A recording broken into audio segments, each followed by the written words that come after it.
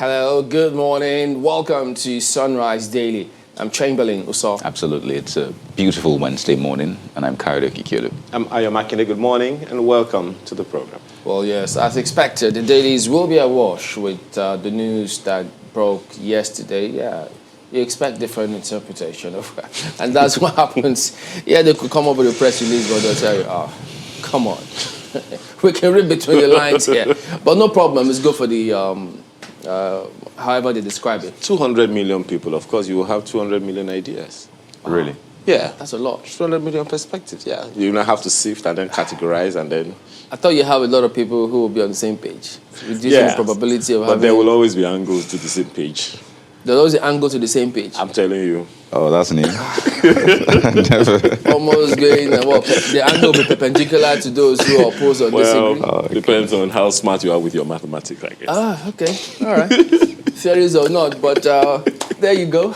Let's take a look at the dailies and see what perspectives they've got with that piece of news out there, which, look at Vanguard, for instance. Cheers, jeers, hope as new service chiefs take over.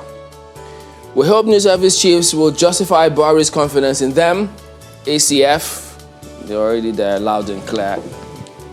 Nothing special. Afenifere. Wrong not to have Southeast appointee. Middle Belt Forum. Pandem. Lords Buhari.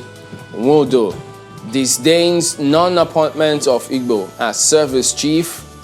APC expresses confidence in new service chiefs. PDP, Fayose wants probe of ex-service chiefs. So that's a handful. And yeah, it already tells you what to expect from that particular lead story. And yeah, their images are all over the place. The front pages, you see them almost on every paper that you pick up. But right beneath that one, Catholic bishops want service chiefs to allow Amotekun others thrive. So, there you go. Those are part of the concerns they'll have to address one way or the other. Yeah, what becomes of that? Wait a minute. Somebody did ask me, service chiefs, what about the IGP? Because when I hear service chiefs, Amotekun, what's the correlation? Security. That's one word that binds all of them together. Police is in charge of internal security. If anyone should have interface with Amotekun, it should be the police. Come on, what bro. we're seeing, really. Yeah. All hands on deck. Agreed. Who is supposed to play lead? But we've seen police and army play joint roles in Agreed. different states. Governors sign, they have that, they set up a special team. They're usually working together. I completely agree. So which is why I'm asking, why should we be sadly, I don't know. Again, Don't worry. But you didn't quite answer the question. Which raised. one? Yeah. which is? Security is a common front for all of Yeah, I them. mean, I agree, but who is supposed to be playing lead? Who's supposed to? According to the Constitution, who is supposed to be playing lead? Who's In supposed internal security. Yeah, doesn't the team or whoever is supposed to play, doesn't the person do it, or the team or the agency? Because when you ask the question, it's the same question. I mean, that came to my mind. I mean, IGP. What about the IGP when it comes to? Now that's the question. Exactly. If we are saying if some people are saying the service chiefs should allow Amotekun to thrive, that question should actually go to the IGP, just as you said. I think also what he raised is the fact that, so we've seen a change of guards, service chiefs. Yeah. People are asking, how about the IGP? Yeah. Yes, he's not a service chief in court, but security-wise. Well, it's the service chiefs people had clamored for, not police. But IGP, I think, is on his way out anyway. Oh, yeah. The tenure is, so who knows? There may be some information there before you know it. You never can tell. But you need to read the story to see the context that the Catholic bishops are talking about.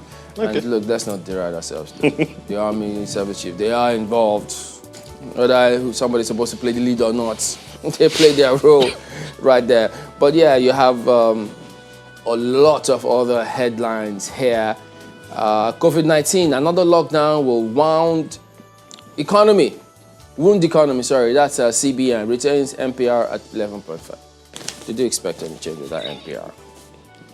Oh, Chelsea fans. Whoa. Lots of stories on the back page here today, interestingly. But that's Vanguard this morning. Well, take a look at the Guardian newspaper. As you would expect, the big story is Nigerians react as Buhari appoints new service chiefs. I'm not sure if it's 200 million Nigerians reacting in this one. You probably have 200 million pages. Maybe I want us to go through all the papers first, and you now see that every single one of them has a different perspective altogether to the same news. Absolutely. So that's the point. But take a look at this perspective. Ex-defense chief minister asked Nigerians not to expect much. Oh, what a downer. Wike, Pandef, others say action belated. Stockbrokers applaud, expects end to terrorism banditry. You see how... What, who stockbrokers? Exactly. So did the stocks rise?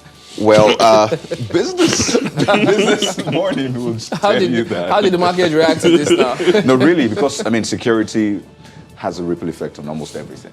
So you'd expect that. You might see stocks rising, really. You might see more people head into... But, I mean, if you take a look at the first rider... Artificial marketing. All right. I'm just kidding, guys. Business, they'll sort all that out. They know how to do their thing, don't they? A couple of other riders, and you see their pictures. But see this one right on top of that big story. IMF raises concern over uneven COVID-19 vaccination. Where? Recovery. Across the world, though, Nigeria? I don't want to let the cat out of the bag. But it's interesting. It's not just vaccination. Recovery is also unevenly distributed. And I recall this talk about some people not getting access to oxygen because some influential people, get access because they can probably pay much. And, it just shows the disparity, the inequity or iniquity, if I should say, even in COVID-19. Yeah, it works. There's iniquity and that's inequity. Okay, so this is a major concern, and there's this breakdown of the service chiefs, the new service chiefs, what you need to know about them on the front page of The Guardian, and a lot of people are asking, where are they from? I know they said don't expect much. I thought they said to whom much is given. Much is expected. So the question is, has much been given? The Nigerian Tribune this morning... The service chief is not much. I'm just asking a question. Wow. Has much been given? Oh. The Nigerian Tribune, another perspective to the same story. See, 3 out of 200 million. So this is 3 million already. As Buhari appoints new service chiefs, SMBLF, Pandef, Wike, Nwodo, APC, PDP react. Set agenda. That story you'll find on page 2 of the paper this morning. And of course, those images there show you who they are for now. Right under those pictures, what we did to battle insecurity in Ibarakba, Okeogun. That's ascribed to the Oyo State government. Fayemi inaugurates Farmers Herders Peace Committee. Our people cannot continue to live in fear, says Akeredolu. Gani Adams lauds Southwest governors on new security arrangement with herders. Suspected herdsmen invade Ekiti Forest Reserve, destroy multi-million naira maize farm. Question that I asked after this, remember what Blade was Captain Umar was saying yesterday? Yeah. That most of the people who are perpetrating this insecurity and all of that, they were very, very disconnected from all of the arrangements that were going on yesterday. Perhaps this piece of information that suspected herdsmen invade Ekiti Forest Reserve, destroy a multi-million naira maize farm, lends a bit of credence to that. And somebody even before that time was talking about the fact that, look, some of them know no borders really. They just follow the water, grass, so wherever they find that, they go follow the River Niger and things like that. So those boundaries are virtually non-existent to some of them. So, and I'm still shocked really that, speaking with some of their leadership, they keep saying that, these people they still practice it the old way. And I'm thinking, really? Is that enough excuse? You find some of these herders in estates, residential area. You're driving out of your house and you see like 20, 30 cows, and you have to wait for like 20 minutes for them to just... you don't want to hit a cow. Honestly. And get in trouble. And that's why the question remains, how is MacBan going to answer to that or address that thing raised in that resolution yesterday about cattle herders, about the grazing and all of that. How they're going to address that resolution is something I want. But MacBank, they say it's not just us. There are about, I think, three other groups. Or four. Because they were not part of that meeting. And they weren't part of that meeting. But that resolution with at the meeting of the Southwest governors yesterday specifically mentioned MacBank. So we'll see how that goes, I guess. All right, and then there's another group, the group that the herders who perhaps have a different style of herding theirs, who are non-Fulani or non-Hausa herders. So they're there too, the business folks. I'm beginning to suspect that Chamberlain has some interest in that particular last group. I'm interested in peace and stability and peace and security. Not herding? Okay. The Nigerian... You're herding chickens. The back page of the Tribune has some sports, and you'll find FIFA clears Pinnick for council membership election, among so many other steps. That's good, really, for Nigerian football. Yeah. Nice. It's a representation on the global space, and I mean, do it well.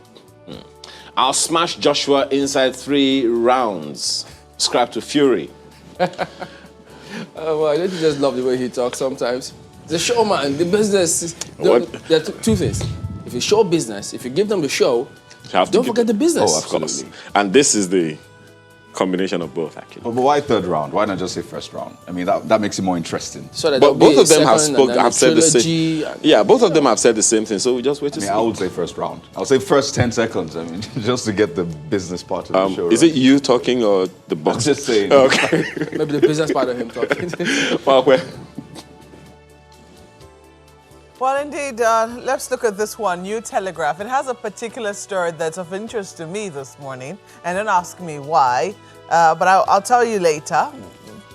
Maybe you'll see reason with me, but let's look at New Telegraph. They also have the story of the day. Kudos, Knox says Buhari replaces service chiefs is their lead story. Irabor takes over from Oloni Shakin as CDS. AVM Mamao is CAS. Atahiru succeeds Buratai as COAS. Gambo heads Navy. Afenifere Wodo kick against Southeast exclusion. APC, ACF, Wike Yakasai drum support. PDP says it's a belated action. Pages 3 and 6 have details for you. On top of the nameplate, yes, the CBN held its MPC meeting yesterday. CBN boosts economy with 8.8 trillion naira. Opposes lockdown. Retains 11.5% interest rate. CRR at 27.5%. Emefiele says Apex Bank will take over commodity exchange. Wow. Let's see how that goes. Page 6 has all the details for you. And Customs is speaking this morning. They say new vehicle tariff takes off. Before that tariff takes off, it will be fair for them to explain to Nigerians what to expect, because it looks like there's still plenty of uncertainty. And, I don't want to use the word, there's no clarity, so to speak, on what they're to expect in terms of tariff on semi-knockdown vehicles and completely knockdown vehicles, and people are wondering what's going to happen there. But page 25 might be able to give you details while we await some clarity on what to expect next week. They also see this one. You also see this one here. PIB, host communities want NDDC scrapped. That's also there. If you look at the bottom here, just beneath the nameplate, there is this very, very interesting story. While the boys can talk about sports, look at this one, ladies, and even Nigerians in general. Funke Akindele's Omogeto grosses 463 million naira, highest in Nollywood. And this is despite a recession. This is in spite of a lockdown. This is in celebration of her tenacity, the fact that she just refused to give up while she was producing that movie, Omogeto. And I haven't seen it yet, so I think it's still going, and a lot of Nigerians haven't seen it. I think it's still going to grow some more, but it's definitely worth celebrating to see Nigerian movies doing pretty well in the cinemas, despite all that is going on in the economy. Page 25 will give you details. Let's leave it there for New Telegraph. We'll take a look at Daily Trust next. 463 million. Is that what you said? Now that's the reason. I mean, you could have just glossed over. Is that what the Daily Trust says? Well, that's the most serious one. What do you even talk about? I can't remember what we talked about before she mentioned that. So, oh boy. Oh, goodness. Well, that's well done to her. Yeah. She's doing good for herself. Look at Daily Trust now. Rough road ahead as new service chiefs take charge. Why Buhari bowed to pressure on Burutai others. What we expect from them, Nigerians. So plain and simple. That's what you find right here with all their images on the front page as well. A bit of a sad one. So another lot. Daily Trust. One of them is one of the directors there. So unfortunately, condolences to them. But that is Daily Trust this morning. Well, Nigeria News Direct leads with the appointment of new service chiefs. Political parties, senators, others react. Other Nigerians, millions of Nigerians. It's on page 4. I just put that one in there. I mean, just for you.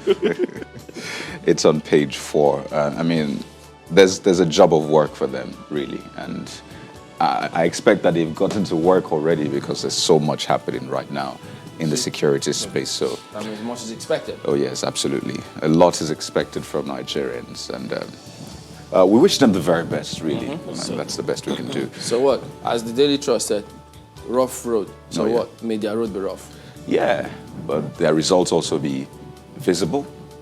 I guess that's also a good prayer. You see this one right on top of that nameplate. I lost properties worth 50 million naira in Inferno. Sunday, Igbo, it's on page 9. That's still making the news. You see this herdsmen-farmers clash also making news. FG urges restraint, vows to deal with troublemakers. And I think that's a part that is vital to resolving whatever issues have come up in the past. Dealing with the troublemakers. I mean, you can sign peace pacts as much as you can. You can call the parties to the table. Yes, have a communique at the end of it, a 10-point communique. But if you don't deal with troublemakers, if people who have been kidnapped, who have been raped, who have had their family members killed, don't get justice, then whatever communique, peace pact, or meeting you have might not work. Because there'll be a lot of people that feel hard done by, and there'll be a lot of people that feel they can get away with things and still continue doing them. You know, that's part of what we raised with Mr. Oshin at the time. When we were talking about people moving on. We thought, look, how do they move on without closure? So that as well. We're hoping that they're not glossing over it. So Also lends credence again to what Captain Umar said yesterday. I make that reference again, which is the people who perpetrate these acts, are they even aware of all of these peace pacts and all of that? Honestly, they don't need to be aware. They don't need to be at that meeting, but they need Agreed. to know that once you...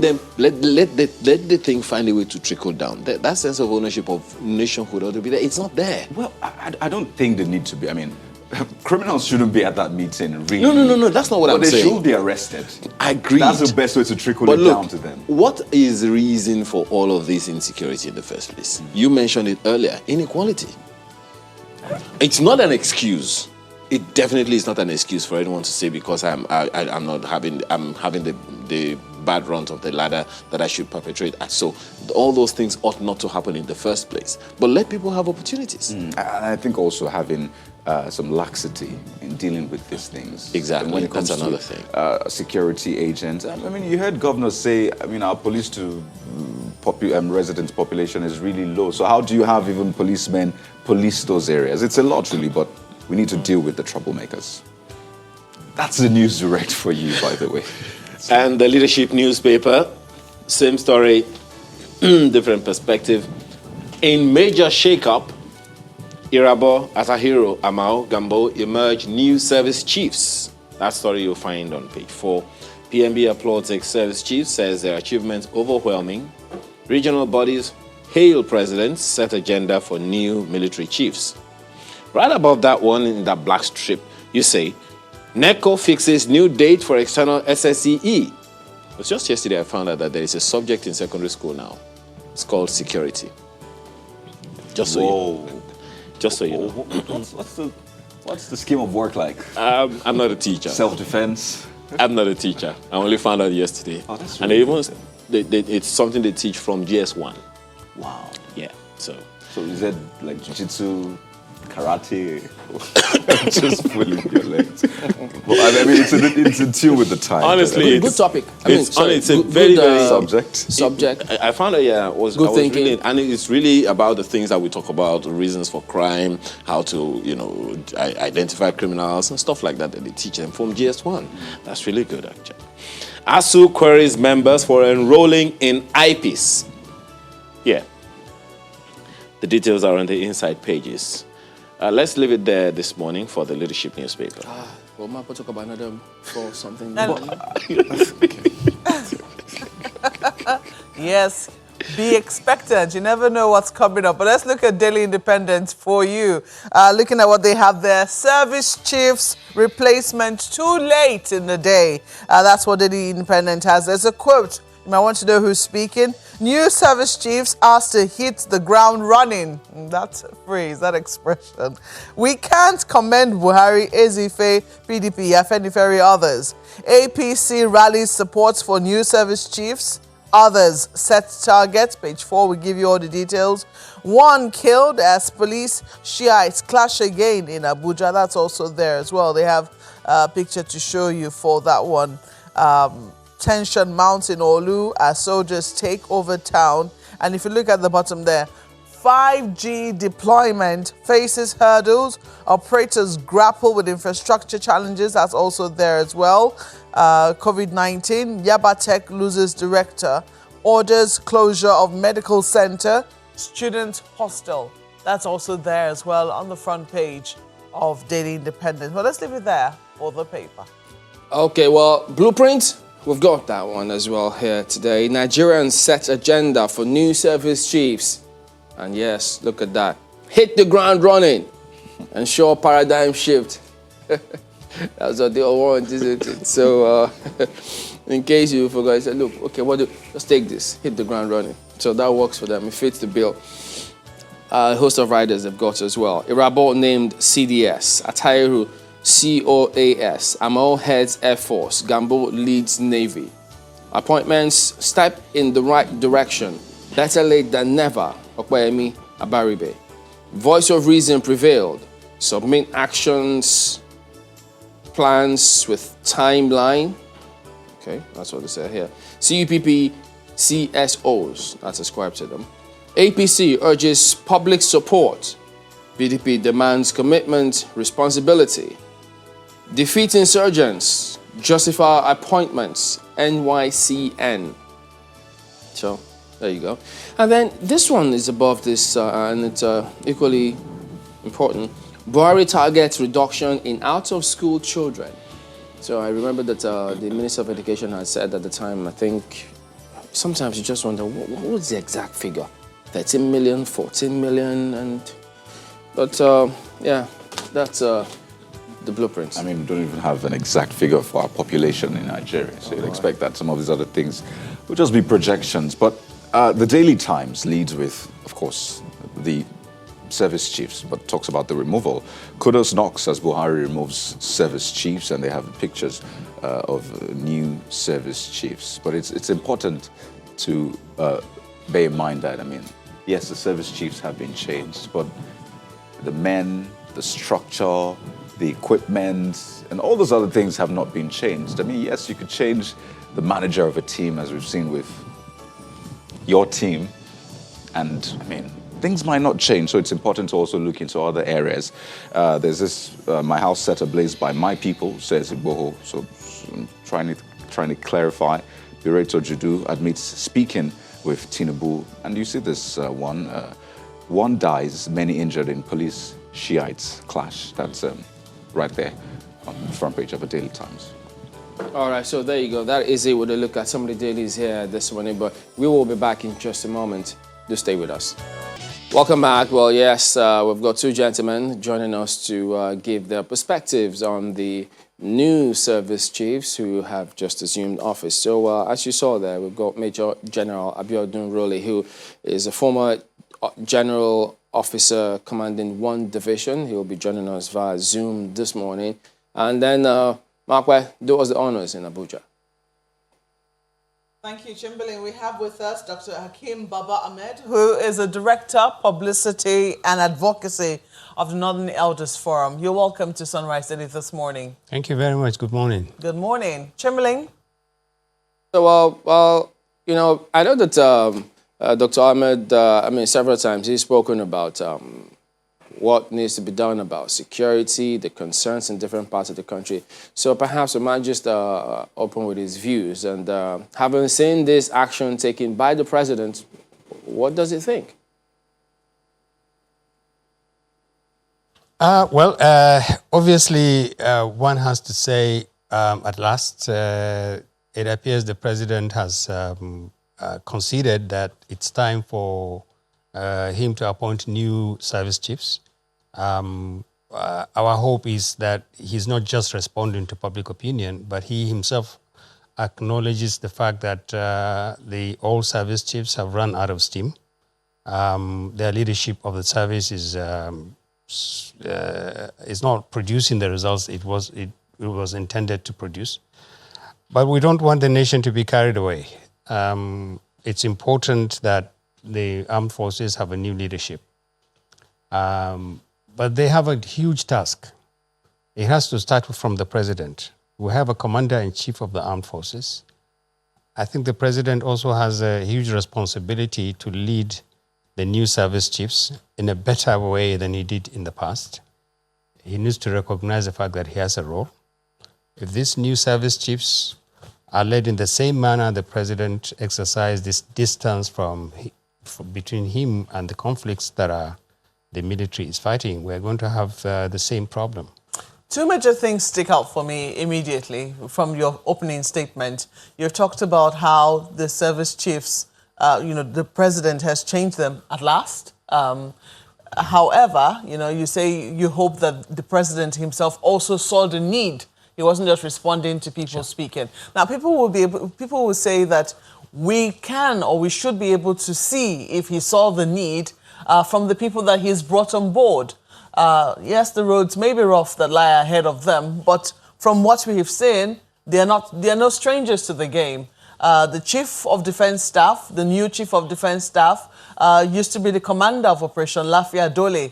We've also seen the new Chief of Army Staff, who's been in service for quite a while.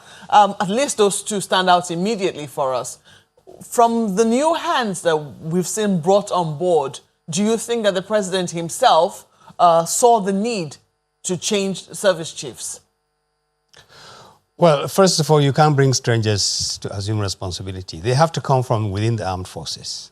That is both a positive and a negative. The negative is that, so you remove generals and you put generals. The same people who are fighting the war and dealing with a decade-old insurgency and multiple other threats are now in charge. So all you've done is to replace personnel, which happens everywhere and every time.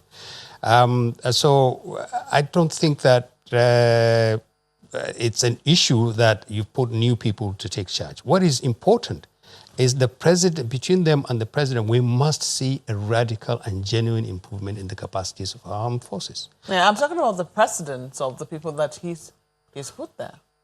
Well, I don't know what their precedents are. Like I said, what is important, you cannot establish, for instance, there is a hierarchy, there is an order in the military. I'm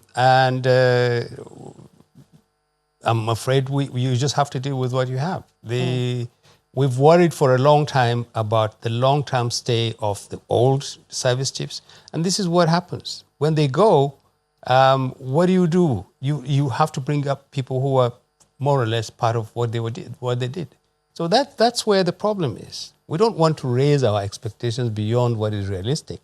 But at the same time, we have to assume that between the new service chiefs and a president who now recognizes the fact that he needs, hopefully, he needs to he needs to raise his personal commitment to the defense and security of the country. He has to have more hands-on responsibility. He needs to keep a closer eye on what's going on. He needs to hold the new service chiefs accountable. He needs to make sure that the changes that are going to be brought into the conduct of the military, professional standards, integrity within the military, morale of the fighting forces, changes in tactics and strategies. All these are important. So the nation is going to give, 6, 7 months to see whether the president has made the right decision in trusting these guys with responsibility to lead the military, and whether they have the capacity to do something different from the predecessors that they took over. If we don't see these changes in the next few months, then clearly it's just simply is the result. The outcome is that Nigerians will say, "Oh, what difference does it make? These are the same people who were fighting this war before. You just gave them new responsibilities, but the system has changed." The key is the president. He has to change his attitude to the defense and security issues of this country. You cannot run a country facing all the challenges we are facing in this country with this distance that you maintain from what is going on. You listen to the president and his spokespeople, and they are telling you, oh, the situation is better than it was in 2015. There are no bombings in urban places. It's a very disturbing thing when you hear this. People give you the impression that even the fight against Boko Haram now is virtually finished. Every day you hear the president's people say, oh, Nigerians are ungrateful. Just look at the records of the administration. Well, we look at the records of the administration. The truth about it is that, okay, there are no bombings, there are no suicide bombings now, but the population of Nigerians who are living with and under Boko Haram, it's large, it's huge, and it's unacceptable. I don't want to put a dampener, on this, and I believe that as the conversation progresses, perhaps our second guest will be able to shed a little more light on the precedent of those who have been now put in office. Even though immediately their names came out, certain things did come out as well in the media space. But I'd leave our second guest to do that. Nonetheless, you've talked about realistic expectations, and you've placed a huge responsibility on the shoulder of the president. The first question will be, did he live up to that? I mean, do you think that largely we did not really need to change? Because one of the things that people were talking about when this clamor for change of service chiefs was on was, what are the new ones coming to do that these old ones haven't done? I mean, it's the same system, it's the same handicaps you're going to be facing, and it's the same president. So if the leadership style hasn't changed, what can Nigerians realistically expect? Well, you can't say the change doesn't translate into much. First of all, the ones who have just left have overstayed. When you overstay in a hierarchy that requires people to move out, you sit on the careers of a large number of people. You cause massive amounts of frustration and loss of morale. A lot of generals have retired while they were waiting for command responsibilities. So changing them is good for morale, is good for the military. So it's not entirely a bad thing. You ask a very serious question. The only way you know whether the change itself is being positive or is just simply a change of buttons. Same people who are in the military have not assumed responsibility. There are no changes in the standards of conduct. There are no changes. There are no dramatic reversal of fortunes of Nigerians. We are not fighting Boko Haram better. We are not pushing them back further. The military is not achieving goals and successes in areas where they are engaged in many parts of the country. The only way you do that is by giving the president the time to see. But it is time for Nigerians to say, Mr. President, you've now changed service chiefs. This should not be a cosmetic change. It must deliver results. We need to do something seriously about Boko Haram. We've been fighting this same insurgency for 10 years. Let me remind you, 6 out of those 10 years were under President Buhari. And President Buhari came to power on the back of his commitment to fight Boko Haram. Boko Haram is more potent today than it was. It's sitting on a huge part of Nigeria, on a huge number of our citizens. And it's a major threat. And our military is not winning this war. It's not winning this war, and that means Boko Haram is winning the war. Now it's the military that is fighting. Something is wrong. And if these service chiefs can't fix that, then of what value is changing them? No. Definitely. I don't think that can be dismissed. Only recently, the governor of Nasarawa State was reported to have sought audience with the president to report that Boko Haram seemed to have taken over the section of a road that leads to Abuja, and, he wanted something to be done immediately. But let's flip this now to Lagos, where I believe that our second guest has, some questions to be answered. Chamberlain. Yes, indeed. General Role, how do you interpret this change now? It's a very welcome development, and I think it will inject some enthusiasm into the armed forces. There's been a lot of clamor before now for them to be sacked, but the press release said they resigned, that they were not sacked, and people have thought, well, the president had always said that they were doing very well. So, I mean, you're definitely an insider, you know what this means. So would you consider this resignation, or it was actually a sack as a result of the mounting pressure? We should all understand that the service chiefs were appointed by Mr. President, and they served at the pleasure of Mr. President. And when he deemed it fit to change them, he did. The question of resignation does not come into this. Naturally, when service chiefs, officers, soldiers, once they serve 35 years of service, they are immediately served with notice of retirement. But the service chiefs' situation are peculiar because they were appointed by Mr. President, and if the services they were rendering was satisfactory to Mr. President, he could decide to keep them. And in their case, that was what happened. And when he deemed it fit to change them, he did.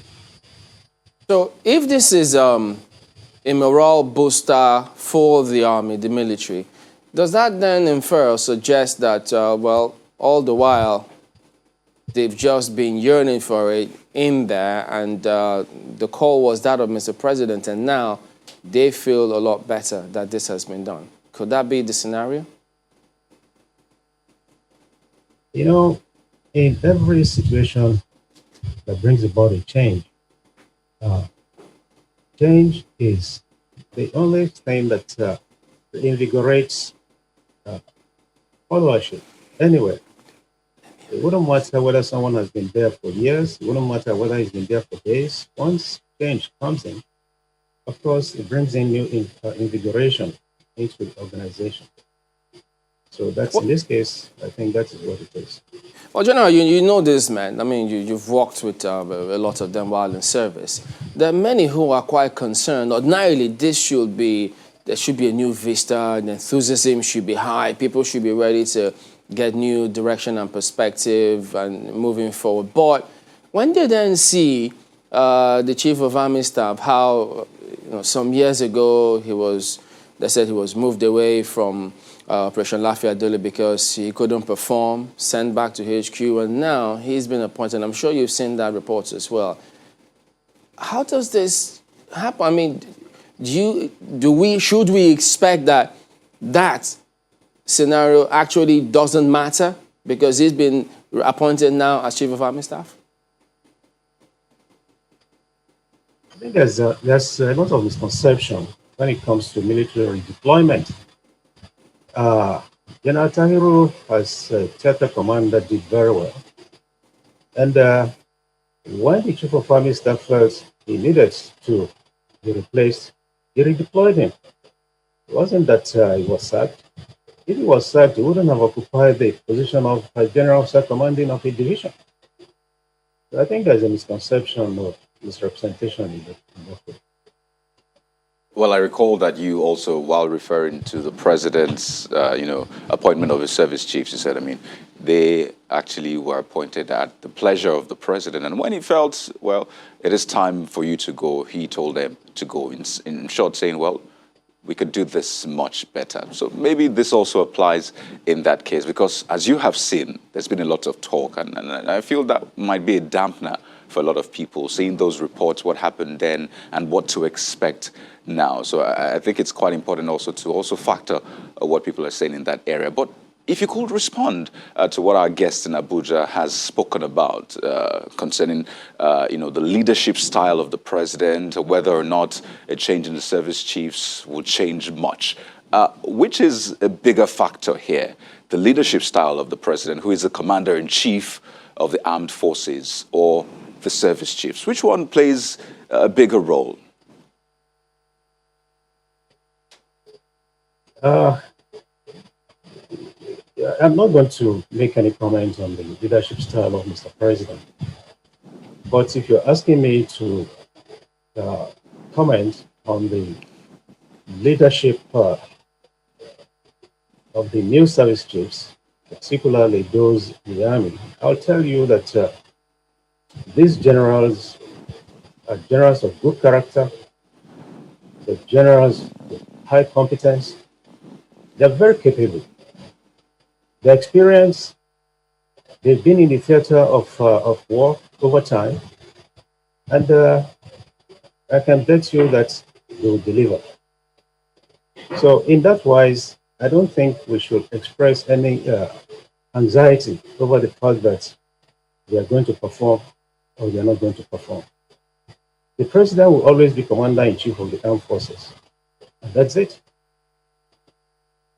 Well, truth be told, Nigerians are anxious, definitely, especially when you look at people who have been at the receiving end of endless attacks from Boko Haram, banditry, kidnapping and the rest. A lot of them are looking to see what will come out of this. So if you could help us, just give us an insight, really. You have been on the field. You know how this works. What makes a good service chief?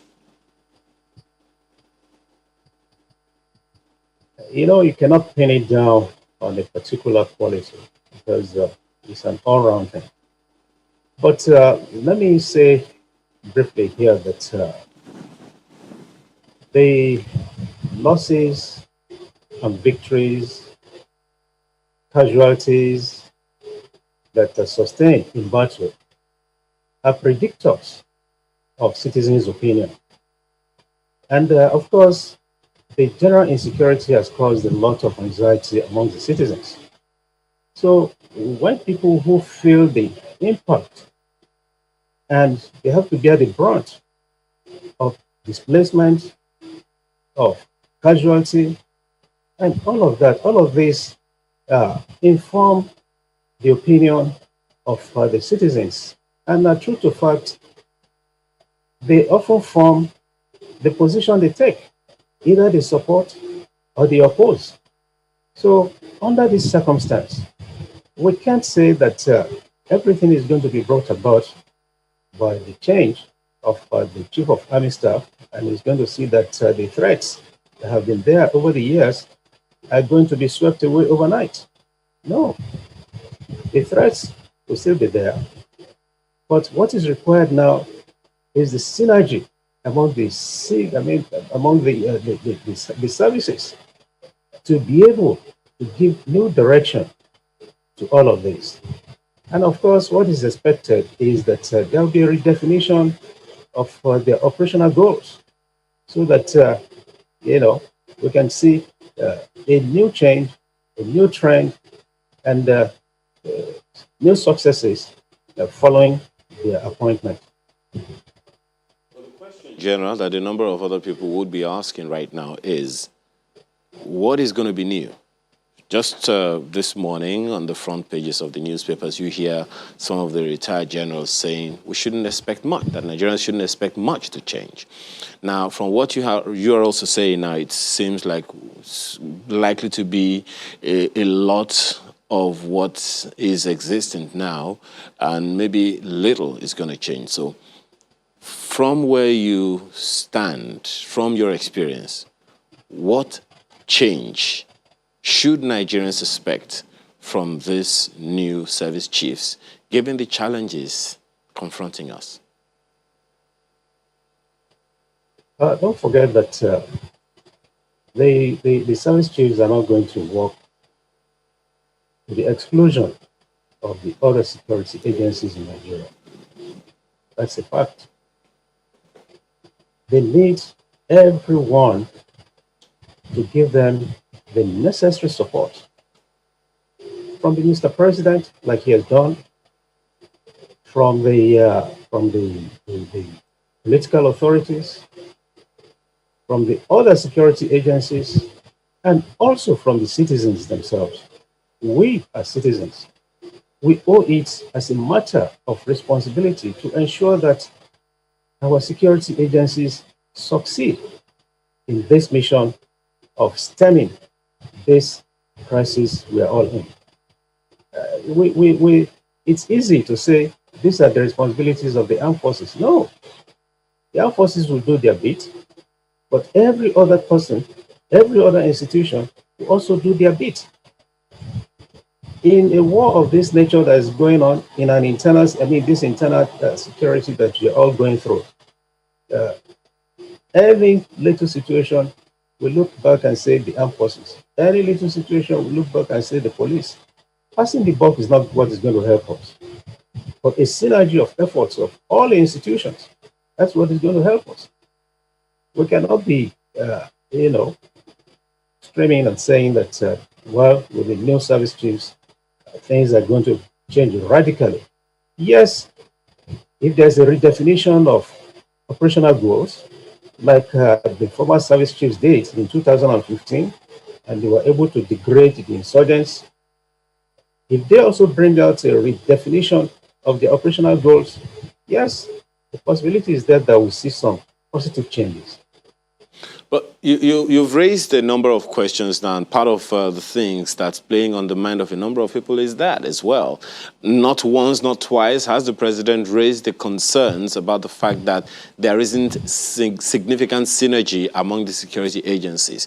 When we mention security agencies in Nigeria, many people talk about the police, the army, and the rest of them. Meanwhile, there are a good number of others. At least 9 comes at the tip of the fingers when one counts all of these. So given this new attention being, on the military now as a result of these service chiefs, what significant changes do you anticipate could be marshaled with them, at the helm of affairs now, with other security agencies, seeing that, as you say, the police is supposed to play lead in internal security, but then a lot of attention is always on the military. So talking about collaboration, what are your expectations, and how soon should people expect results? Well, I expect that there will be a general review of the whole situation throughout the country. And I expect that now is the time to even shake the various war rooms. Because if the various heads are changed, oh yes, definitely they will also want to bring in new changes into their war rooms. So under this circumstance, it's not just going to be the armed forces alone that's going to carry out the reviews. It's going to be a joint review of the whole thing. It's going to be a joint review of the whole security situation in the country. And then we'll now see what positive steps we're taking beyond what we have now. I think Dr. Ahmed on this one. I know you had said that if you don't see results as soon as possible, who knows, it might not be a good sign. But, if it took this long to get new service chiefs on board, doesn't that suggest that whatever happens, this will be the service chiefs you get until the next administration? Let me bring in Dr. Ahmed on this one. Pardon me, Generally. Dr. Ahmed, do you think that perhaps sentiments may just be the case? Well, look, it's important to place this development about the service chiefs in a wider context. The country's entire security setup requires serious remodeling, rebuilding. You need massive improvements in numbers. You need a massive improvement in the manner in which our forces, in the military, internal security, funding, equipment, morale, all these things need to be done. And they need to be done holistically. In the last few months, we've been challenged. The police has been so challenged that literally, everybody knows now that policing as a governance institution is virtually is virtually absent. You don't see the police performing the jobs of the police. The military cannot do the jobs of the police. The military itself is severely challenged. One of the many problems they have is, for instance, that the world is turning its back on our military because we need vital equipment and weapons to fight Dr. Ahmed, Boko Haram, to fight the other internal pardon me, but that we'll let you conclude your thoughts and get both of you to give your concluding thoughts as well when we return in just a moment. Please stay with us. Well, Dr. Ahmed, in addition to you concluding your thoughts before we want to break, I'd like to add this to that so that you could just speak on both of them. You know, the president in his New Year's speech did speak about security as well.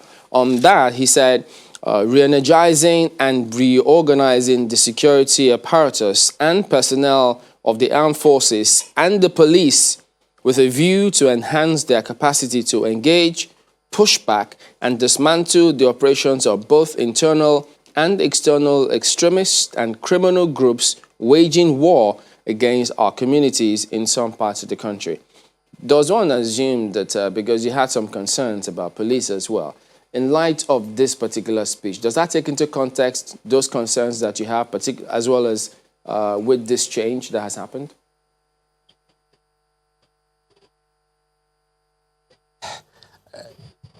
Let me say, this just sound like words. Now that the president has replaced service chiefs, as I said before, we should hope that it is the beginning of a lot more. As I said before, you need massive changes, not this kind of replacement of a few people. The military is a lot more than service chiefs. You need to look at the military as an institution. There is something seriously wrong with the Nigerian military that was internationally known as competent, as effective. And it's fighting a ragtag army that is now literally fighting it as a virtual equal. In fact, literally, because the Nigerian military has not defeated them, they are winning the war against the Nigerian military. Nobody gets any joy from saying this kind of thing. But this is where to begin to look at it. What about the internal security challenges we're having? What is going on? Why is the military spread so thin? There is a political process that you need to apply. People don't just fight. Nations don't fight enemies. There is a political context in which they fight. Let's try to understand this political context. This is the only country that has been fighting an insurgency for 10 years without putting a political option on the table. Now, people don't want to hear about this because they think, oh, they are going to make concessions to the Boko Haram people. They want to free them. They want... this is not what we're talking about. We're talking about a practice that says that you need to understand problems that are political. You need to apply some political thinking in terms of the manner in which you fight these wars.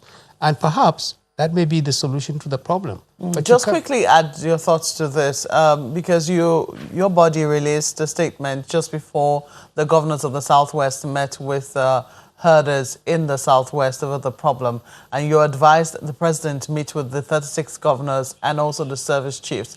Is this still a recommendation you stand by after the meeting that held in the Southwest a few days ago with Macban? Absolutely.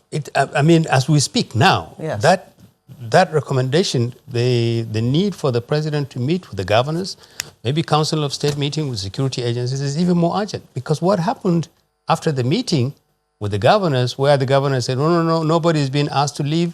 All we want is registration, no night herding, no children left with cattle. That's all. Fulani can stay. The responses were scary. People said, no, that's not good enough. It's not acceptable to us. As we speak, there are people who are saying we must get rid of Fulani people. There are people who have committed crimes. The police are looking for them. They are still out there. Some of the rhetorics that are coming there are very scary. So we believe that the president needs to exercise his responsibility as a president. He owns the military. He controls the military. He controls the police. He controls all the agencies of state security, internal security.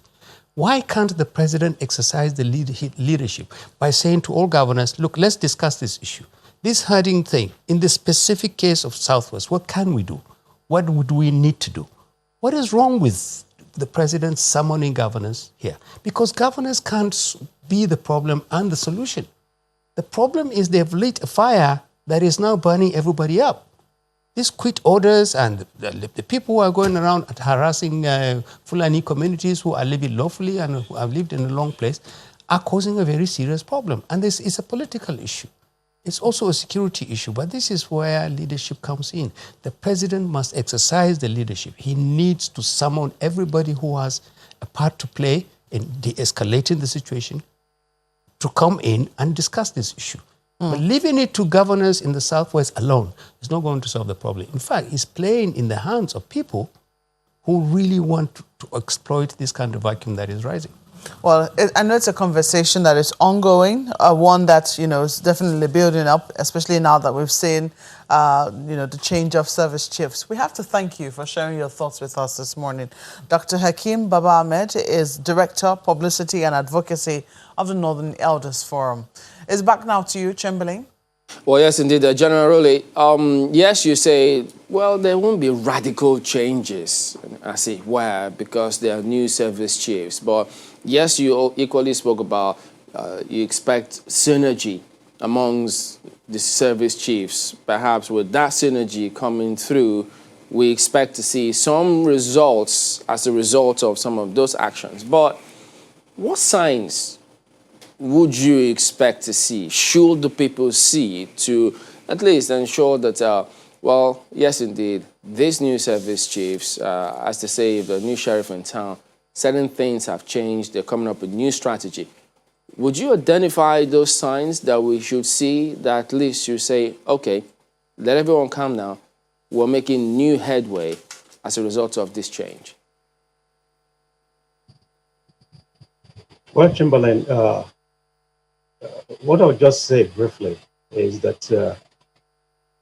the new journey of the service chief should be return of their leadership. I mean, it should be to turn their leadership competencies into positive outcome. I can't start giving you, say, this is going to be the sign, this is what is going to happen. But if Mr. President believes in their leadership competencies, I think what you should do is to turn that leadership competencies to positive outcome. And this is that positive outcomes that we should be looking forward to. At General, ultimately it's about service to the people. And I think, a good number of people have very, very high expectations. For those expectations to be met, what should people look out for within the shortest possible time?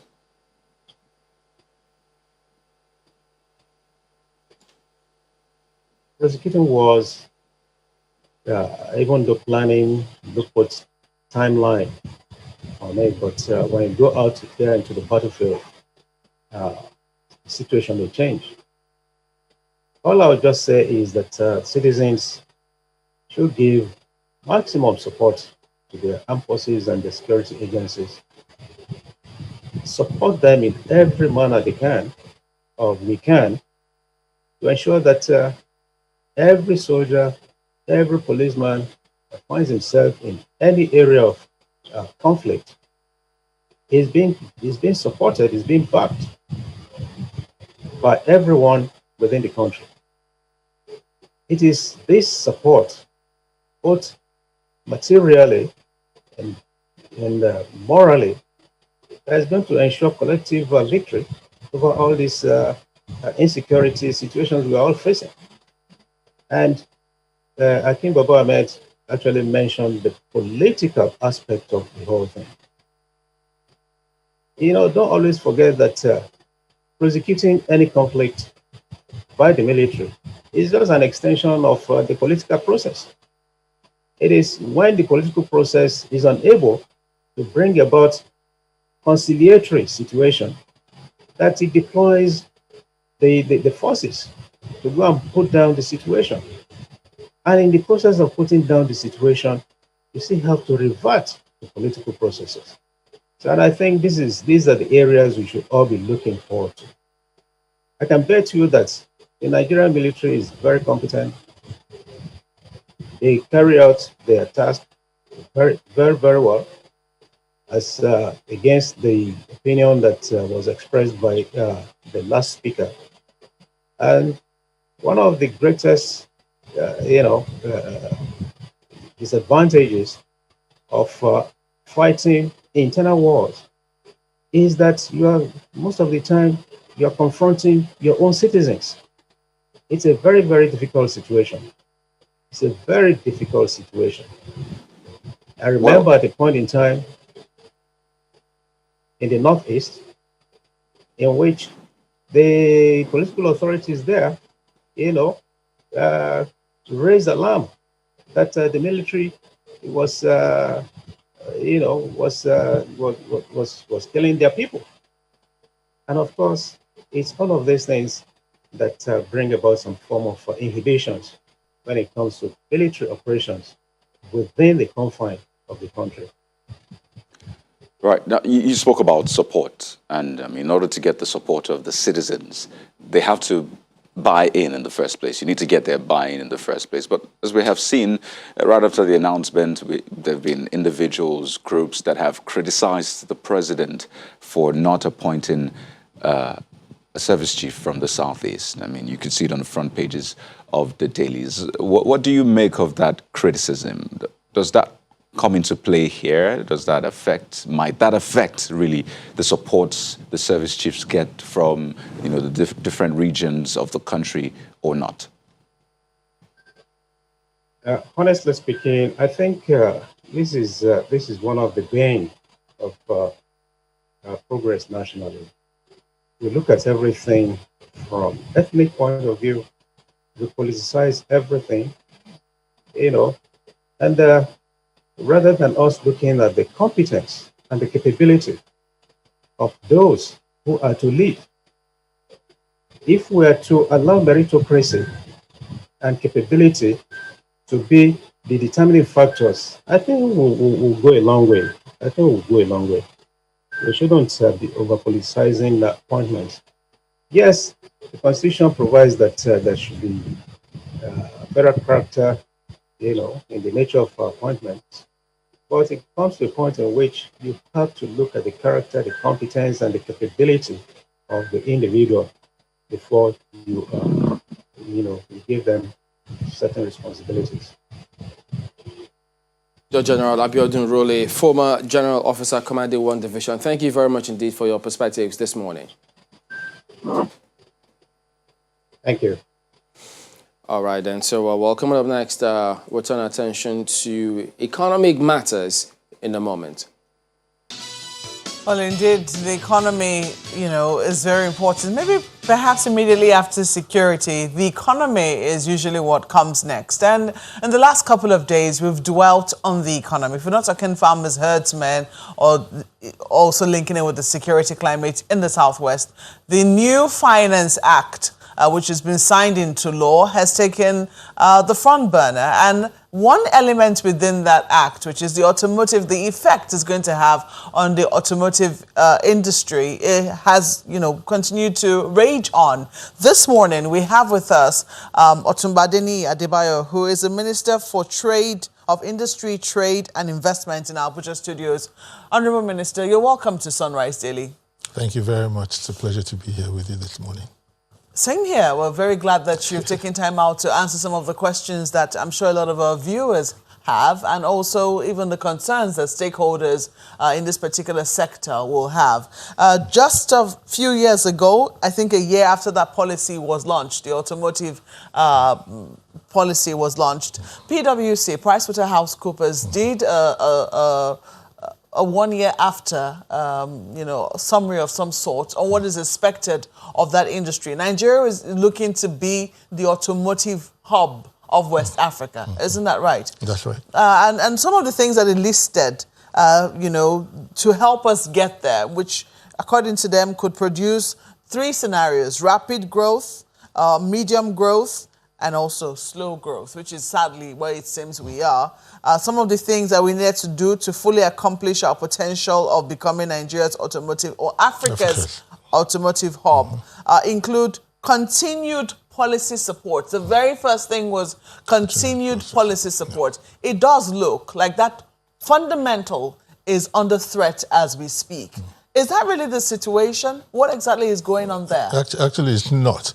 What has happened, the Finance Bill of 2020 has come as a result of the effect of the COVID-19 pandemic. Government realized the problems that its citizens were encountering as a result of the pandemic, the damage it did to the economy. So government came up with the act with a view to lessening the burden on the Nigerian citizens as it affects the automotive industry.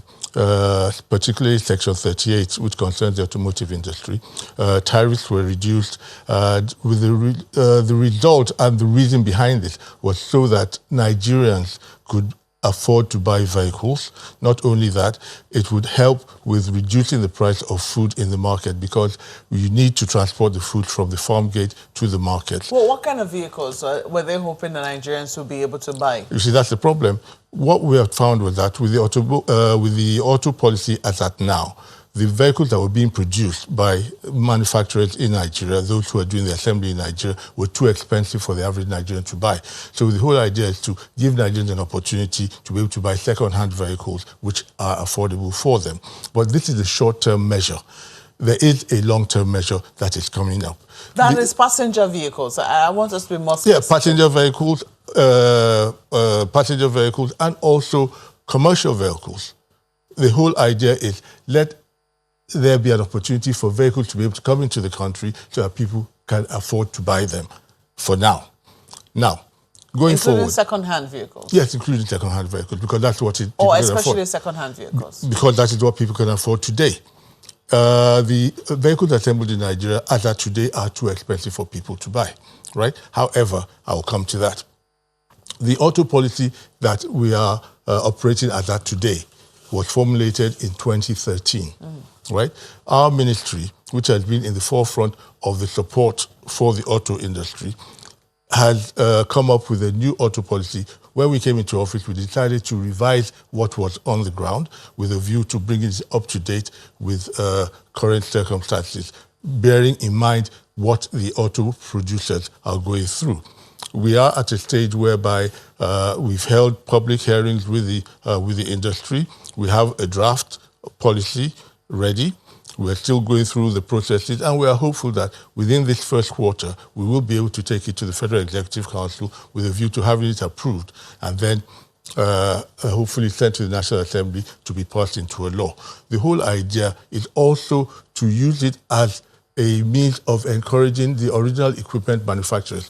What we have today in Nigeria, we have over 30 assemblers in Nigeria today, right? With an installed capacity of about 400,000 vehicles. However, what they are able to produce is still too expensive for the average Nigerian buyer. So there are other things, there are other levers that we're putting in place in the auto policy, which will hopefully bring the prices down and make affordable for the Nigerian people. One of the things that we're looking at is a federal government-backed finance scheme for people to buy vehicles, whereby money will be made available at single-digit interest rate for people to be able to buy made in Nigeria vehicles. One of the things we're in discussions with the Equipment Leasing Association of Nigeria, ELAN, with a view to having a scheme with them whereby they will lend money to people to be able to get these vehicles on credit as well. So there are various schemes that are going on with a view to making these vehicles affordable to people. Yes, the short-term measure that has come across as a result of the Finance Act 2020 is in place today. That is a short-term measure, but we are looking at the medium to long-term measure. When we say which is what short we're term, working on. how long is the short term? Well, like I said, we are hopeful that the first quarter of this year, we will be able to get the new policy that we have prepared. We are hopeful that we'll get it passed by the Federal Executive Council. Before the end of the year, hopefully, early next year, we should have a law passed by the National Assembly supporting that policy. And we will move from there. In other words, we're looking at least 12 months. By that time, this new Finance Act should be expiring, shouldn't it? My point here is that, you see, government had found itself in a situation whereby it has to respond to the yearnings of the people. People need to buy vehicles. Yes, we need to support the auto industry, which we are doing. We are doing that. We have certain funds that we use to assist them as well. So it's not that we have left them in the lurch, but we are weighing one against the other. For some people, it's the damage. One of the things that investors look at is, the policy environment and, of course, whether or not policy will somersault. Nigeria has not had a very good reputation when it's come to consistency in a policy, especially from one government to another, even sometimes within, a certain government. That has, in many ways, impacted investor confidence. Now, if this is the situation right now, I mean, you say it's for a short term, but the damage that it's going to do is going to be long term. You don't agree with those? No, I don't agree. That? It's not long term, because what we're putting in place is for the long term. You see, having an auto policy is not. You don't look at it just for today.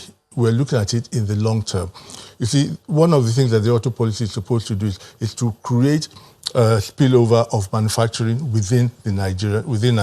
That hasn't happened. It has not happened, which is why we are reviewing the policy that was set up in 2013 with a view to actually, you see, most of the assemblies we have today, most of the assemblies we have today do SKD, which is semi-knockdown vehicles, right? What we want is CKD, because that is the one that actually leads to local manufacturing. We want a situation whereby manufacturers within the Nigerian manufacturing space will manufacture the components that will be used in the CKDs. That is what we are working towards. One of the things that came out in the conversation we had with Honorable Wadada yesterday was the fact that there was no consultation whatsoever. This came out as a complete and total surprise to them. Was that deliberate? Well, this is it's a bit of a difficult situation for me, because I'm part of government and I'm responsible for the auto industry. My ministry is responsible for the auto industry.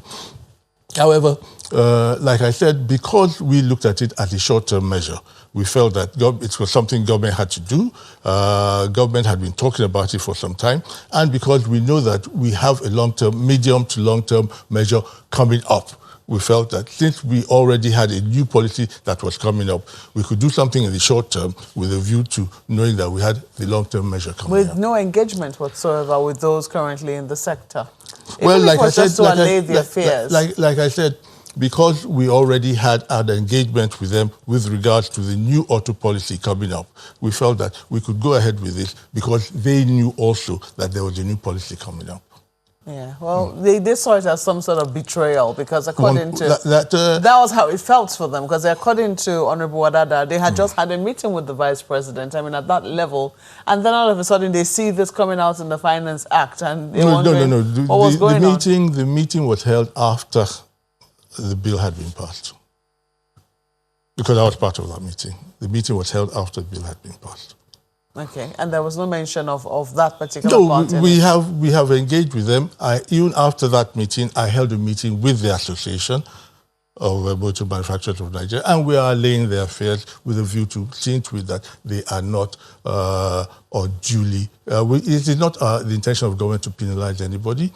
We want them to be in business. It is the business of government to see to it that our investors make money from their investments, and we will continue to support them to do so.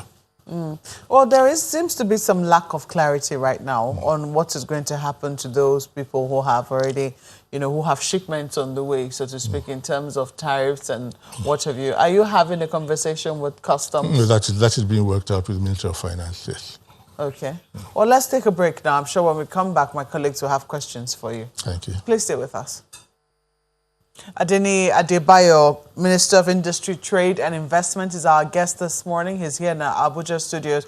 But we take it now to our studios in Lagos, where my colleagues have questions for him.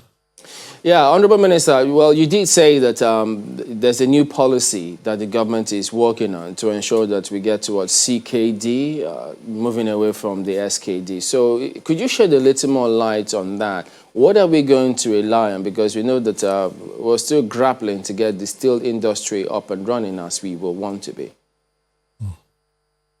Yes. Well, where we are right now, like I said, we have a draft of the policy ready. It is still going through the process within the ministry. We have held consultations with the auto industries, with the stakeholders in the industry, and we are hopeful that before the end of this first quarter, we should have it presented to the Federal Executive Council. Now, the whole idea of this policy is for us to be able to get to a point whereby we give comfort and confidence to investors in the industry. We have been in talks with the what we call the OEMs, original equipment manufacturers, with a view to them coming to set up manufacturing plants here in Nigeria. The whole idea is to make Nigeria the manufacturing hub of Africa. As you're aware, we've signed on to the African Continental Free Trade Area, which has a 1.2 billion people market. The 200 million of that 1.2 billion is here in Nigeria. So it makes sense for anybody who is in this sector to use Nigeria as a manufacturing hub. So we are putting in place the policy which will give them that confidence to know that we have a law that guarantees their investment here in Nigeria. Well, Honourable Minister, maybe I would rephrase that line of thought from my colleague, because with every policy, a good number of people will say that the reason why some of the policies we come up with don't particularly work as effectively as they ought is because there are words that perhaps are not in touch with the realities on ground before those policies came on board. For instance, we have an automotive policy in Nigeria that didn't factor in, that intends to galvanize production in Nigeria, but did not factor in the fact that we have a shortfall of steel in the country. We are an oil-producing company that does not take full advantage of the byproducts of the oil, which are primary products that will be useful in the automotive industry as well. So before that policy you're talking about can come on stream, there needs to be certain infrastructure on ground, such as steel production and other, petrochemical products that are useful in automotive production. Where are we on those preliminaries before we can talk of this policy? No, we are not unmindful of these facts. We are aware of the lack of the infrastructure for us to have a successful auto industry. However, government is doing a lot in that regard. You notice that my colleagues in the Ministry of Steel Development have been engaging with a view to seeing what they can do with Ajaokuta. A lot is being done in the steel industry with regards to steel products. A lot is being done in the rubber industry. A lot is being done in the wood industry. We're looking at a situation whereby there will be a multiplier effect. This policy is supposed to bring a multiplier effect with regards to manufacturing within the Nigerian ecosystem. That's the whole essence of having this policy. It's not just for the auto manufacturers, but also a spillover of what motor manufacturing will do for the manufacturing sectors in Nigeria. Well, one of the issues that's disturbing for a good number of people about this was that the policy that's under review right now, to a good number of people, the belief is that that policy was supposed to generate employment in millions. when we talk about primary direct employment, some, from the report of the Nigeria, that a report that was produced by NADDC pointed to the possibility of generating employment up to about 9 or 10 million direct employment. And of course, we can imagine the number of indirect jobs that this will produce. That policy reversal of reducing the 35% to 5% on that import this thing. But a number of people are saying that's some very, very serious backlash on that agenda, on that policy. And it was because, according to the Minister of Finance, that policy wasn't working well. So on the one hand, you have a policy that has reversed your agenda of creating jobs, and at the same time, it is something that has stayed 6 years into your administration. How do we ensure that this new one doesn't go the same tangent? Now, look at it from this point of view. The auto industry, manufacturing of motor vehicles, we do not look at it as a sprint. We look at it more as a marathon, right? It is a long-term thing. What is happening now with this reversal of the 2013 policy is a short-term thing just for now, for today, because of the problems that have come as a result of the COVID-19 pandemic, right? Now, what government is saying is that what we are working on, the new auto policy that we're working on, we are looking at it within the medium to long term. The whole idea is that we will now sit down, come up with a framework that will satisfy manufacturers. They are the ones who will be the ultimate beneficiaries. As of today, the auto industry employs, I think, 5,000 direct workers and about 20,000 indirect workers. This is very minuscule compared to what the number of people that should be employed by this industry. So we believe that with what we are doing now, and like I said earlier, we have been in touch with the stakeholders. This is not something that we've done on our own. We held public meetings with the stakeholders. We held private meetings with stakeholders to put it all together. The current draft form, I believe, is going out to the stakeholders for them to have their input into it as well, to make sure that what we come up with finally, before we take it to Federal Executive Council, is something that is agreeable to them. If they feel that there are any areas there that they're not agreeable to, we will sit down and look at these areas, because all we want a situation whereby they will have the confidence to invest their money to manufacture vehicles in Nigeria.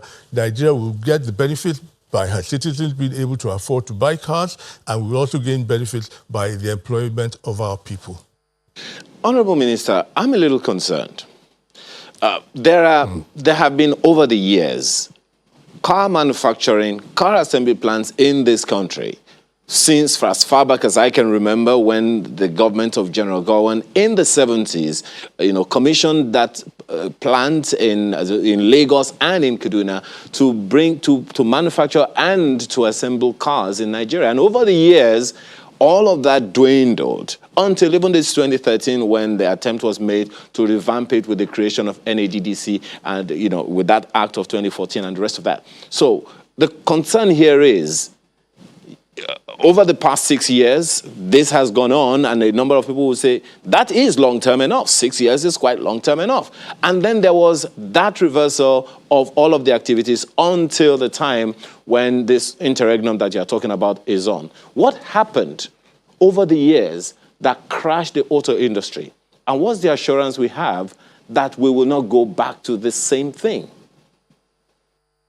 Which is the assurance you have. Let me start with that. The assurance you have right now is the fact that we are making a comprehensive review, right? We are working with the practitioners, the manufacturers, all the stakeholders, and whatever we come up with will be passed into law with a view to seeing that it is sustainable.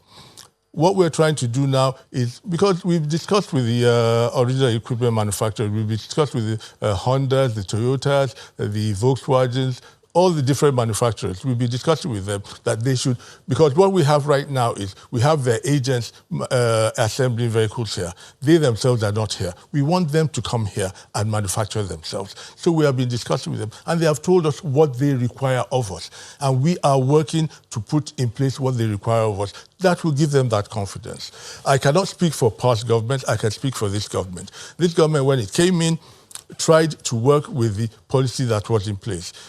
When this government realized that that policy was not working, we decided to review it and come up with a new policy. And like I said, we are at the point whereby that new policy will soon be in place. And once it's in place, you will begin to see the benefits of that policy being put in place. Well, I mean, we kind of emphasize the need to have the OEMs come and, of course, establish so we can, build from the scratch and create more opportunities. But I recall you also spoke about engaging stakeholders, and I imagine that involves those who have invested, who are currently in Nigeria, who you have referred to. And at one of those meetings when they were, looking at some of the provisions of the Finance Act, some of these investors, by the way, some of them have invested billions in the industry. And this is what one of them had to say, and I'd like you to give a response to that. It says, we have invested all that money. What is going to happen to us, the investors, in the vehicle assembly plant with this policy somersault? Now, that was the term that was used. Will the federal government come to our aid with incentives for the monies already sunk into the investment? Is the government looking to come to their aid? Because they see this as a policy somersault, and they say it's affecting their business adversely. No, I would not refer to it as a policy somersault. I would refer to it as a policy review. And one thing that government is doing to assist them is with the passage of, in 2017, of the Executive Order 003. Government has given a directive that all vehicles to be purchased by government MDAs should be purchased by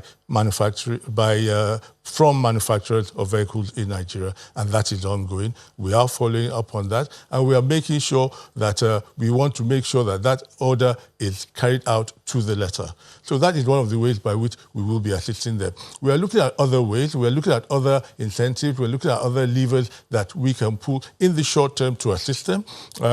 We have a pool of funds within the Nigerian Auto Design and Development Council, which we use as a means of loans to these local assemblers as well. Some of them have been benefiting from it, and they will continue to benefit from it. We are here not to stop people from doing business. We encourage people to do business, and government will continue to encourage them and to assist them to do business so that whatever investments they make, they are able to realize their profits from it. According to MBS you must remember that the more profits these people make, the more government benefits from it as well, because government taxes them as well. So it is in the interest of government to see to it that they make a profit, because from that profit, government gets revenue as well. Well, I mean, looking at figures from the NBS, just about 1.1% of registered vehicles in Nigeria belongs to government. So if we're saying government will patronize, these manufacturers or assemblers, whatever term you want to use, I mean, it's not going to be as much as having, private, owners, commercial owners who account for a large chunk of registered vehicles in Nigeria. So we still need to tap into that market. Yes, government will purchase, but you need to have individuals, everyday people purchasing. Now with this reduction in duties and all that, a lot of people will be going to get, fairly used vehicles, or what we call second-hand, and there might be a glut, really. So I don't know if this is mid-term, long-term, or short-term, but how do we ensure that eventually when this policy comes in, people will now turn their attention to locally manufactured vehicles, which of course might be expensive. Don't forget, they've already purchased second-handed vehicles. So how would you ensure sustainability for those local manufacturers? Now, like I said earlier, what has happened now with the finance bill is a short-term measure just to assist the Nigerian populace. And like you and I both know, most Nigerians like to buy brand new vehicles. We are working with the government to see to it that there is a government-backed credit finance to enable people tap into to be able to buy brand new vehicles. These brand new vehicles, this fund will be for people to buy brand new locally assembled vehicles. So we are not trying to punish or be wicked to the local manufacturers. We are trying to assist them.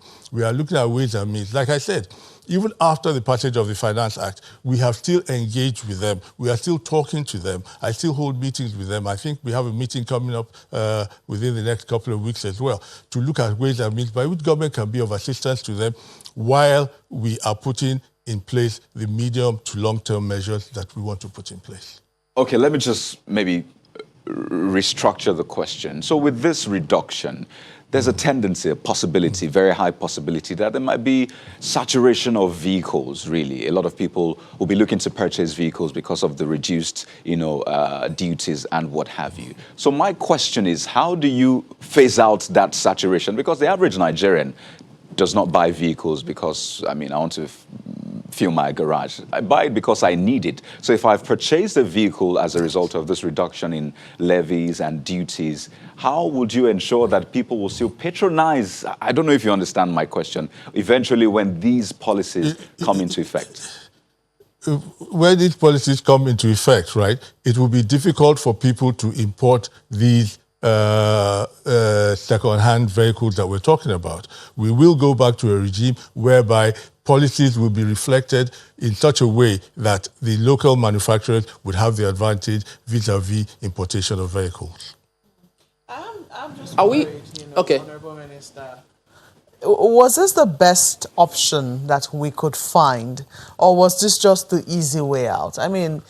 How thoroughly did we think through this short term? I know you have emphasized the fact that it's a short term, but there are those who will say that this short term decision is definitely going to have a long term effect. Look at it from this point of view. Let me explain quickly what I mean. I don't want to lose my train of thought. It's very easy right now. I don't want to lose my train of thought. Okay, go ahead. I don't want to lose my train of thought.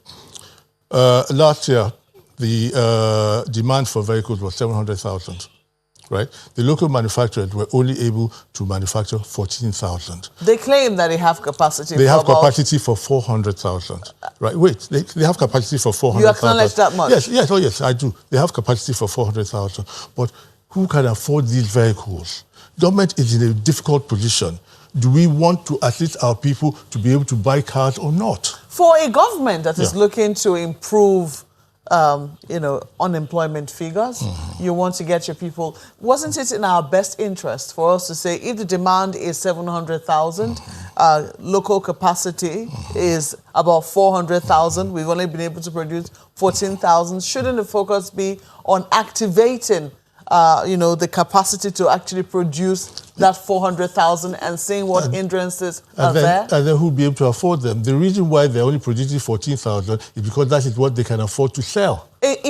That's part of the work. So if you say, I'm looking at this report that was done in 2015, part of what they said, apart from continued policy support, there was also improved chances of owning a car. That was part of it. Tightening the borders. The government had this entire window of, in which they tightened the borders, setting up auxiliary industries, building human capital. So all of these things were supposed to have gone with the automotive industry, the automotive policy rather. Improved chances of owning a car was supposed to be part of it. Very good, which is why I say I don't speak for the government that came before this one. I speak for this government. And that is why this government is starting afresh with a view to seeing to it that we have in place what is beneficial to both the manufacturers and to the Nigerian population. How fresh is fresh?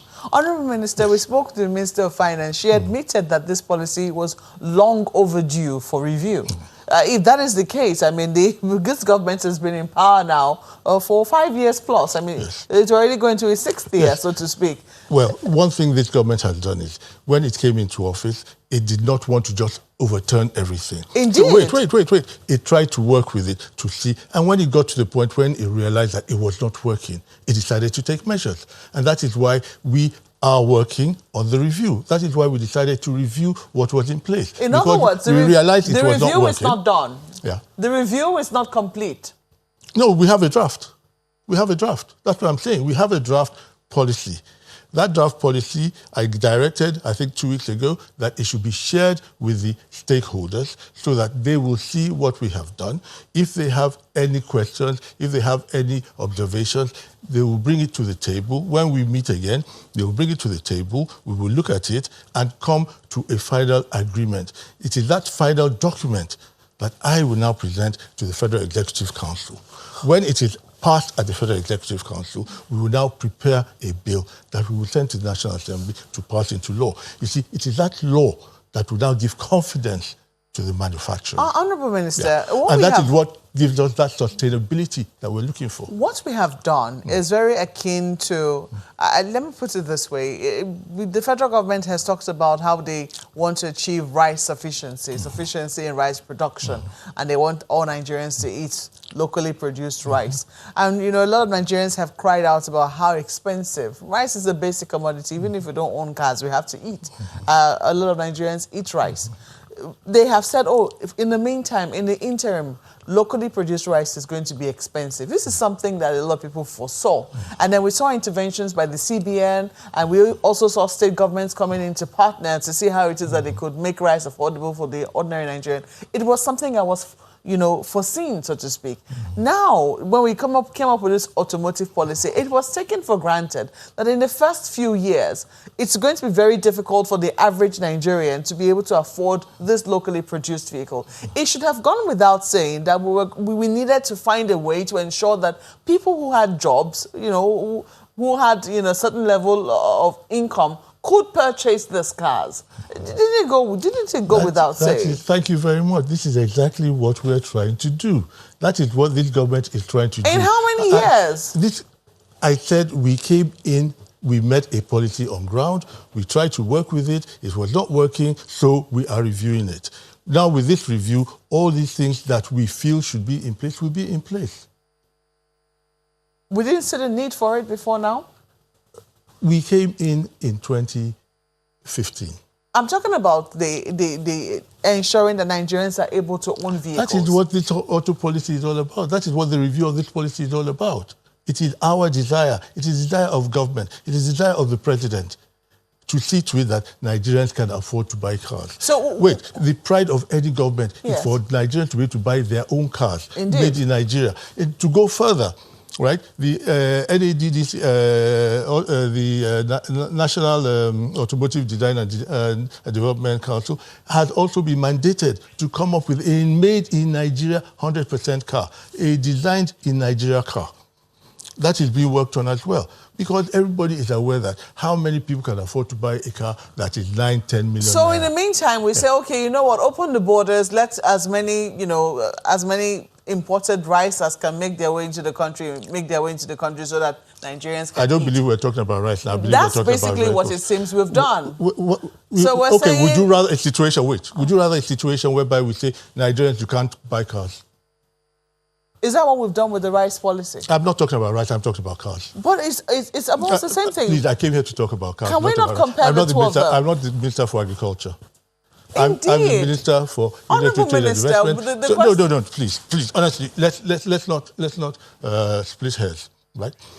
We're talking about vehicles. We have a situation whereby people cannot afford to buy cars. So government has said, okay, in the short term, let us do this so that people can buy cars, right? We are working on the medium to longer term such that when we get to a point where people can afford to buy the locally made in Nigeria cars, we will create a situation for them to buy these cars. Let's take a break at this moment. When we come back, we'll wrap up our discussion. Please stay with us.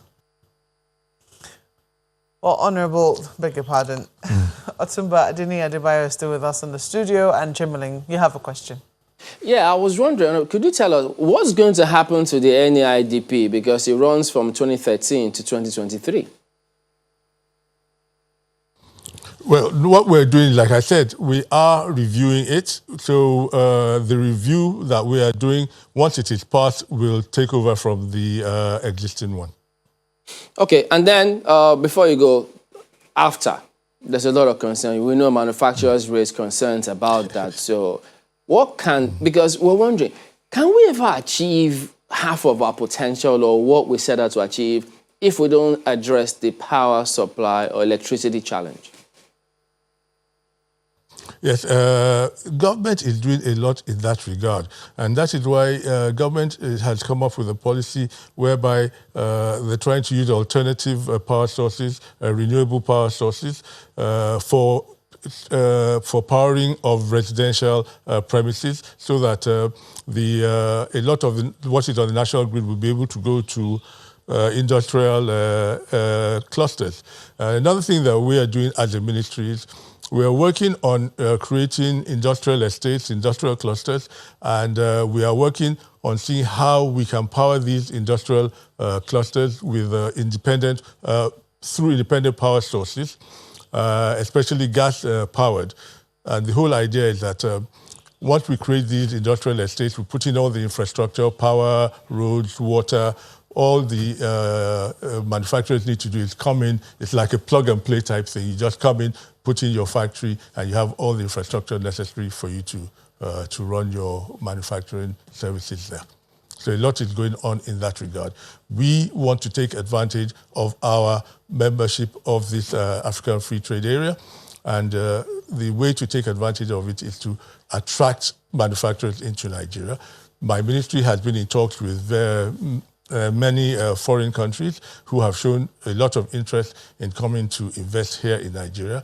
All we are working on doing is putting the necessary and right infrastructure in place to enable them find Nigeria as a suitable place for their investments. Well, we have to thank you so much for coming on the program this morning. Otumani Adeni Adebayo is the Minister for Trade and Industry and Investment. We have to thank you for sharing your thoughts this morning and a little more light on what is going on with the automotive industry. Tell us, though, when are you meeting with them again? Well, we're trying to put a date together once we have a suitable date. But I'm hopeful that within the next couple of weeks, we should meet with them. In the next couple of weeks? Yeah. So 2 weeks, 3 weeks? 2. 2 weeks. Okay. So maximum 3. We will be following up to see exactly what is going on in that particular sector. But we thank you again for coming to our studios this morning.